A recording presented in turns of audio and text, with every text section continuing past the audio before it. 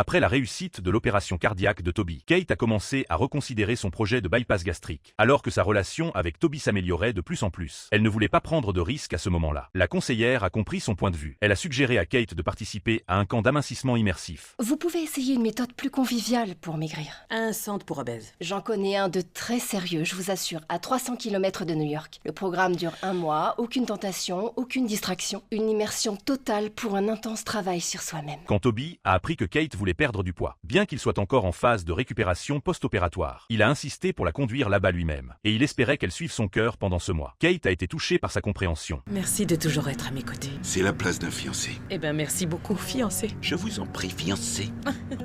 Arrêtons de dire ça. Ouais, Ça t'as peut raison, devenir ça petit suffit. grand à force. Ouais. Mais la réalité l'a vite rattrapée. En arrivant au camp, Kate a découvert. Cet endroit n'était pas ce qu'elle avait imaginé. Il ne s'agissait pas d'un entraînement physique à court terme, mais plutôt d'une méditation profonde à travers le yoga, pour atteindre une transformation du corps et de l'esprit. Kate n'a tenu qu'une matinée avant de vouloir partir. Elle comptait appeler Toby pour qu'il vienne la chercher, mais le moniteur du camp lui a directement confisqué son téléphone. Ses paroles suivantes ont fait réfléchir Kate. Tout ce que tu feras là, ça sert à rien. C'est pas ça que j'ai voulu Tu vas dire. dépenser ton fric pour rien. L'un maigrisse de quelques kilos, apprennent à cuisiner des choux de Bruxelles, puis rentrent à la maison persuadés d'être transformés.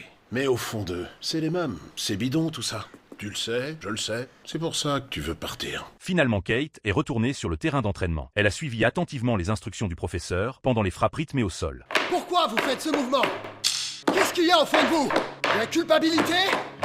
De la rage? Quoi que ce soit, transmettez-le à vos mains et laissez tout sortir. À ce moment, elle s'est souvenue des vêtements qu'elle ne pouvait pas porter enfant. Toute son enfance passée à subir les moqueries de ses camarades et la mort prématurée de son père. À cet instant, ses émotions ont complètement explosé.